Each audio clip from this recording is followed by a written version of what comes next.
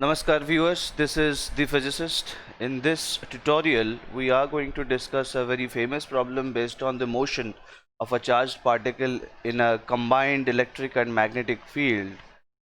This question um, is very likely to come in the JEE main exam as well as in the NEET exam, which is for undergraduates.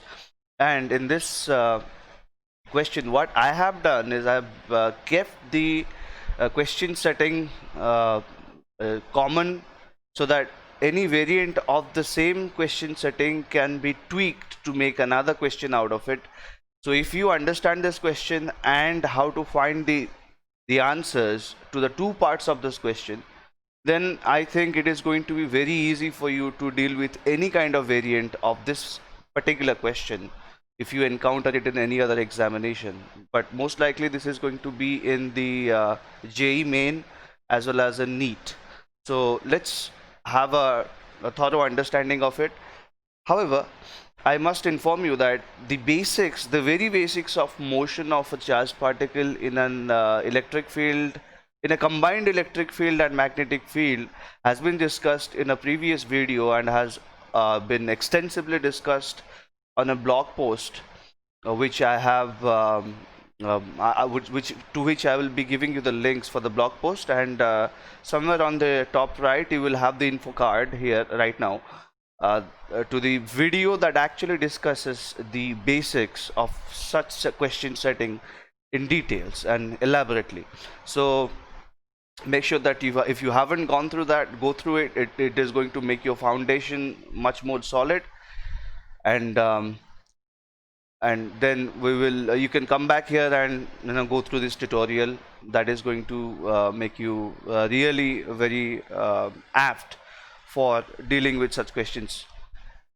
Now, as usual, I suggest that you keep your notebook and your pen ready and work along with me so that you get the maximum out of this video. This video is not going to be very long, it's a very short one.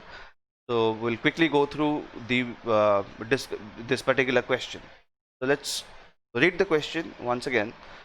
It says, a uniform electric field of strength E acts parallel to the positive y-axis. A uniform magnetic field of strength B acts parallel to the positive z-axis. A particle of charge Q with mass m placed at the origin O is released from rest if at a certain time the velocity of the particle is given as v vector, which is the velocity vector, that is 3i cap plus 4j cap. Find out the following. What we have to find out are the two parts of the question. One is the y coordinate of the particle at that instant where the velocity vector is given by this 3i cap plus 4j cap, and then the ratio of the electric field and the magnetic field. So to have a thorough understanding of the question or the question setting, let us just go through the diagram here. This question does not have many diagrams, it's just one diagram. So in this, as we have discussed in the past, the path of the particle is going to be somewhat like this. If let me just denote the electric field direction here. The electric field is going to be in the positive y-axis, and the magnetic field is going to be in the positive z-axis. So if the particle is released, this point is origin O. If the particle of charge Q and mass m is released from this point at time t equals to 0, it is going to actually move in the xy plane. It is always going to maintain a z coordinate of 0. It is not going to move along the z axis. It is strictly going to go in the xy plane, and this is the trajectory which is in green, and the sequential motion is denoted by the arrows in green arrows. So this is how the particle is going to move. All right, so at a certain point, let's say at this point at x2, the particle has a velocity vector which is shown in red, that is vx I cap, which is the well, I actually have made some mistakes in this, so I'm gonna have to correct it. So let's just say that this part is Vy and this part is not Vy, this is Vx. So Vx I cap and Vy j cap. That's the velocity vector. The components are Vx and Vy. So at any point on this trajectory, if you draw a tangent, let's say at this point, if you draw a tangent, that is going to show you the direction of the velocity. Now, at this particular point that we're talking about, the velocity vector is given, where the question says that Vx is 3 and Vy is 4. That means you can say that V will be 5, right? So that's the velocity vector. The question is to find what is the y. So corresponding y is what we are supposed to find, correct? So most of this question setting can be understood by the post that discusses the basics, but in this question we are going to go through the answers very precisely. Now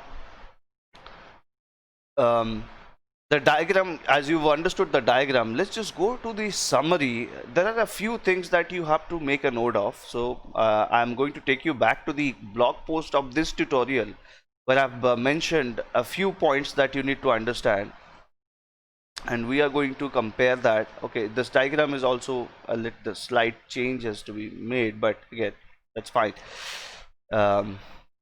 This is the tutorial in which you can see that I've written the extensive solution here, but the highlights are like this. These are the bullet points that you need to understand. It says that x starts from 0 and keeps increasing with time without bound. So if you go through this diagram again, the x coordinate of the particle keeps on increasing without a bound. However, the rate of increase of x is going to vary periodically, as I've discussed in the basic video. Now y also starts from 0 and rises to y max and then falls back to 0. Okay, so in this, the y coordinate, it goes up to a maximum. Okay, that's y max, and then comes back to 0, then goes back again. The same cycle repeats. Okay, and then there is one thing which is Fl, which is Lorentz force, which is the magnetic force, does not work, does no work. Only Fc does, which is the Coulomb force, does the work in moving the particle through y. So throughout the section, you can see that, if I've discussed in the previous video, that if there is a magnetic field, the charged particle moving in a magnetic field, the velocity, let's suppose the velocity vector at any point is v, then the magnetic field, let's suppose the magnetic field is in this direction b, so the force is going to be given by v cross b, or if the charge is q, then it is going to be qv cross b. So you are going to use right hand thumb rule to find this thing out. Let me just drag this image.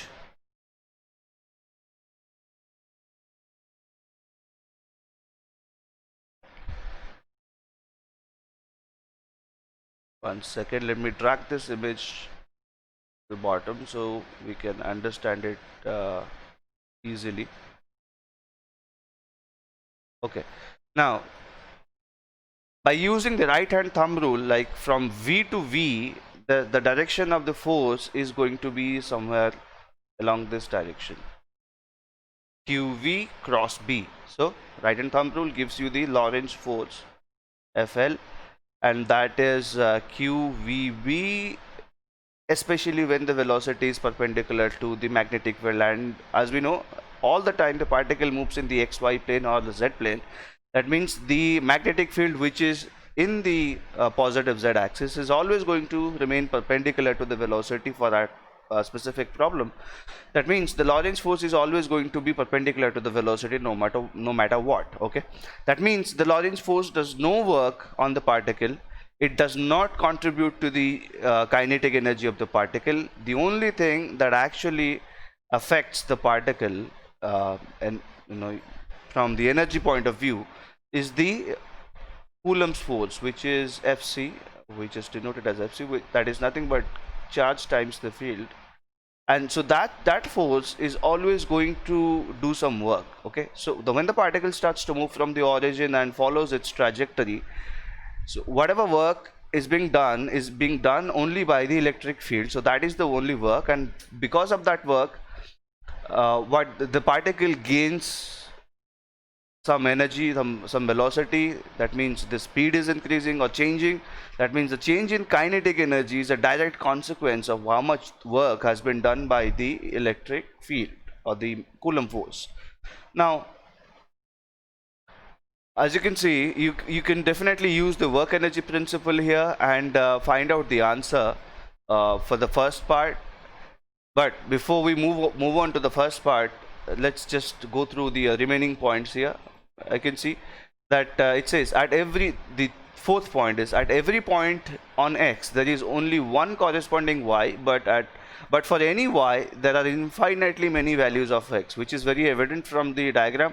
That look at the 2 points x1 and x2. At x1 there is a unique Y, at x2 there is also a unique Y, but if you consider this point Y, let's just consider this particular point here Y, then there are infinitely many values of X. Okay, as the particle keeps increasing its X position, X component without a bound. Now the fifth one is the X and Y components of the velocity V, which are Vx and Vy respectively, are always 0 on the x-axis, which is again very evident that the particle starts from 0, goes to a certain distance in y-axis and comes back to the x-axis again after traveling certain distance along the x-axis, and here again the cycle stops, so it comes to rest again. Okay, that has been extensively discussed in the lecture. So this cycle continues, and every time the particle reaches the x-axis it comes to rest. That's the fifth point. So sixth point is Vx is never negative, but Vy can be both positive and negative. Okay, that's this point. So as you can see, at any point of time, you take any let's just consider this. Here the Vx is positive, and here also in this particular thing the Vx is positive. Even if you draw a tangent here, that also will have a Vx, positive Vx. Vx can be 0 but cannot be negative. Okay, and it does have a maximum value, which we will be discussing next. And Vy, see here the Vy is positive here, but here the Vy is negative. So at there is a point here that the Vy is maximum, and at same point here, if you at the just corresponding point here, Vy is minimum. Okay, so Vy starts from 0, attains a maximum value, becomes 0 again, attains a minimum value, becomes a 0 again, and that cycle continues. Okay, now the next highlight is for every X there is only one V. Okay, that's one thing that you have to notice, that at any point on the x-axis you will find only one velocity vector. Okay, but that is not true for Y, because at any particular Y, only except for the origin and the cusps on the y-axis, on the x-axis, you will always find two corresponding velocities. One will give you a positive Vy and one will be giving you the negative Vy of the same magnitude.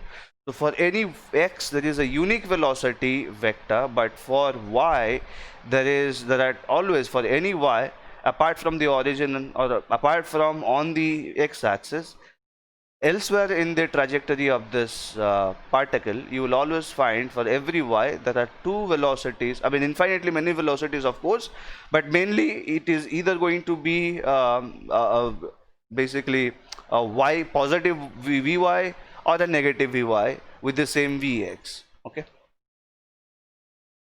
and that as we have already covered this one, except for the x-axis and at y max. For every Y there are two values of V that are same in magnitude but different in direction. In both of them, Vx remains the same, but if in one Vy is positive and Vy is negative. We have already discussed, yes, of course, at the maximum point, Vy is 0. So apart from x-axis, at the top, when y max is attained, Vy is going to be 0. So that's in a way that's unique. So the next one is when y is y max, Vy is 0. Of course, when this is where the y is maximum. When y is maximum, Vy has to be 0. Otherwise, if there is a Vy, then the y could increase or y could decrease. But when it attains a maximum, that means it rises with a certain positive Vy, and when it becomes maximum, that means the Vy becomes 0, and then it comes back to its minimum point where Vy begins to become negative. Okay, now the final point is Vx equals to 0. That implies Vy is 0, but if Vy is 0, that doesn't mean that Vx is 0, which is once again very evident. Let's suppose take this particular cycle here. Okay, at these two cusps, at any cusp, the particle is at rest. That means Vx is 0, Vy is 0. Both of them are 0. But at the height, the y max, the Vy is 0, but Vx is not. Okay. So those are the highlights. You need to visit this post and go through it. Use it as an online piece of material which you can refer to later. But now we're going to solve the question, the first part of the question. It asks the y coordinate of the particle at the instant when v is 3 I cap plus 4 j cap. So how do you find that? It's pretty easy actually.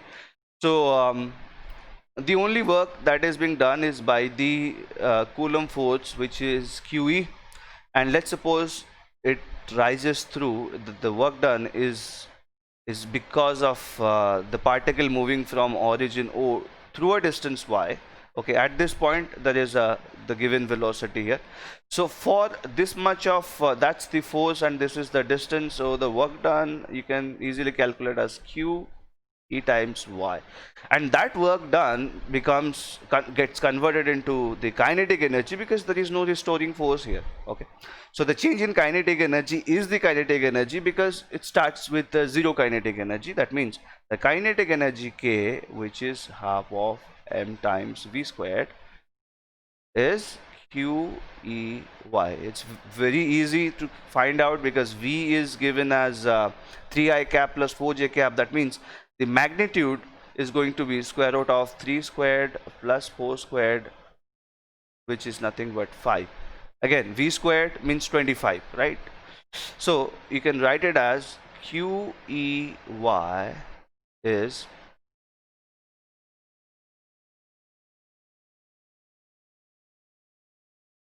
so QEY is let's just write 25m. V square is 25m upon 2. That gives you the value of y, which is what the question needs to be needs. That is 25m upon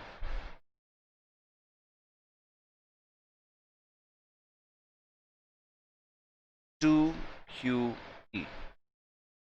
So that should give you the answer here, and that's the answer to the first part. We have now found what the value of y is going to be when the particle has attained this specific velocity. So y is 25m by 2QE, and that's the answer that we have obtained in the post also. Now we have answered the first part. The second part is that we need to find the ratio E by B. This is something that usually doesn't come in the exams. It hasn't come in most of the exams. So there's a good chance that this particular part could be asked in an objective type question paper. So let's find the answer to the part 2. So part 2 is about finding E by B for this specific situation. Let's call that as alpha. All right. Now we know we have obtained the equations for x as a function of time, y as a function of time, vx as a function of time, and vy as a function of time. So I don't want to write all the four equations here, but the easiest way to answer this specific part. Well, if you want to find out the equations, you can refer to the lecture video or go back to the lecture post.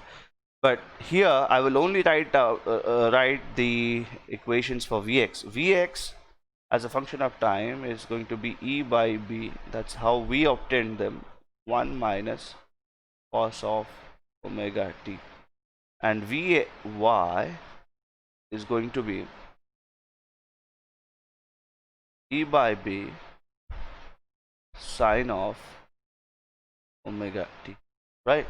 So that's what we have obtained from the basics. Now, since we are taking the ratio E to B as alpha, we can write these two equations as alpha times 1 minus cosine of omega t, and this one Vy as alpha times sine of omega t.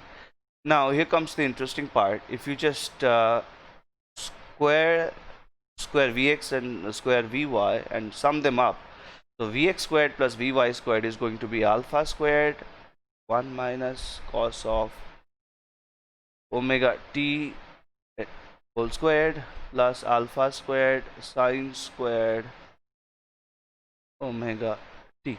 So let's drag it down. So what you have done is you have squared both the sides. You have squared this and squared that. So everything will be squared.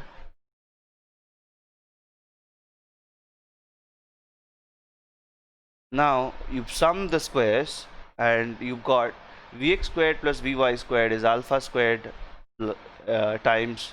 So you can just take the alpha squared as the common factor and write it as 1 minus cos of or cosine of omega t squared plus sine squared omega t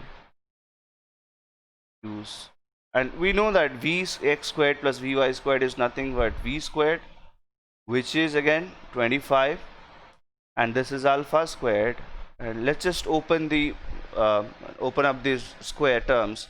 So it is going to be 1 plus cosine squared omega t minus 2 cosine of omega t plus this term sine squared omega t.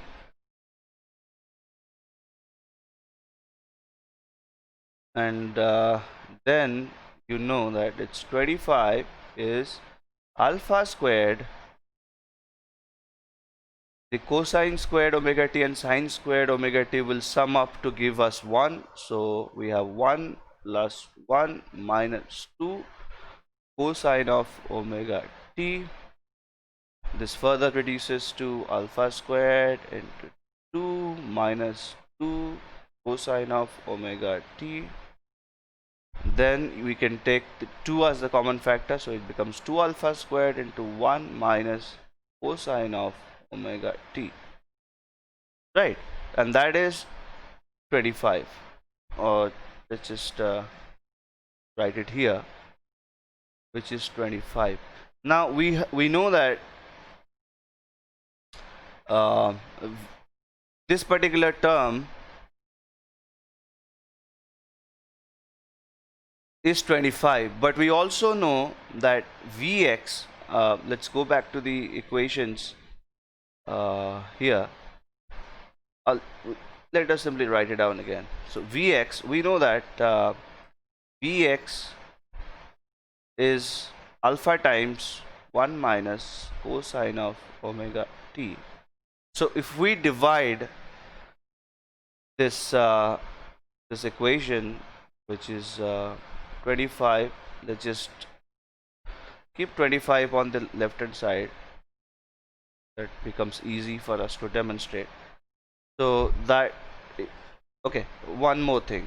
If Vx is alpha times 1 minus cos omega t, we can write it as Vx is given as 3 because the velocity is 3 I cap plus 4 j cap. That means Vx is 3, which is alpha times 1 minus cosine of omega t But we know that 25 is 2 alpha squared into 1 minus cosine of omega t.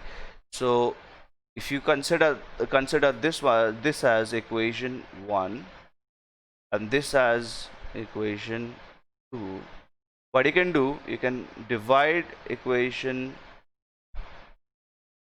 1 by equation 2, and that is going to give you 25 by 3 is 2 alpha squared into 1 minus cosine of omega t upon alpha times 1 minus cosine of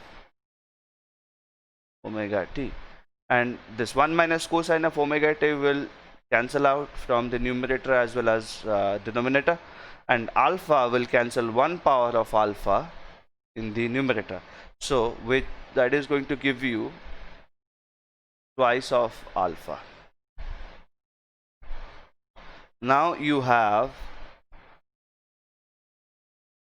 twice of alpha is 25 by 3, which means alpha, which is the ratio of electric field and the magnetic field, is 25 by 6, and that's the answer to the part 2. So now we have answered the part 2 and we have found the ratio of the electric field and the magnetic field also. There are other ways to find this. It's a very simple thing to find the alpha, but this is the simplest way you can find the value of alpha, which is the ratio. If you want to try other method, that's pretty simple, because trigonometry is basically a multi-doored thing. So you can enter the realm of trigonometry from any angle and get out from any other door. So that's that's a very simple thing and should be easy for you. So now that we have answered the two parts of the question, I think this tutorial concludes itself. So that's it then. And this I hope that you must have worked this question along with me and would have understood the basic concepts and how to apply them. So what we have done in this video is basically use the concepts that we have discussed in the lecture into a specific question set on a very specific setting. So that's it. And I think if you it will be very much helpful for you if you visit the actual tutorial post on the blog. I'll provide the link in the description. Also, do provide your feedback in the comments. You can provide it on this video comment section under the video, or you can go back to the post and share your feedback. You can either give it a thumbs up here or on the post, or if you don't like it, you can feel free and give me a thumbs down if you want to. That also helps me in improving the quality and the demonstration of my lectures and tutorials. Again, if you have any further questions that you want me to address, feel free to use the General Physics Forum on the blog, which is thephysicist.in. I'll provide the link to the General Physics Forum where you can use the LaTeX codes to ask your questions if it is in complicated mathematics. So do that, and then if you think that this video or the previous videos have been useful to you, then rest assured that I'm going to bring more useful videos. So make sure that you subscribe and share this video. Also, I'll provide us the link to the subscription page of the blog where you can go and choose various subscription options for free. And that's it then for this video. Namaskar, Vande Mataram.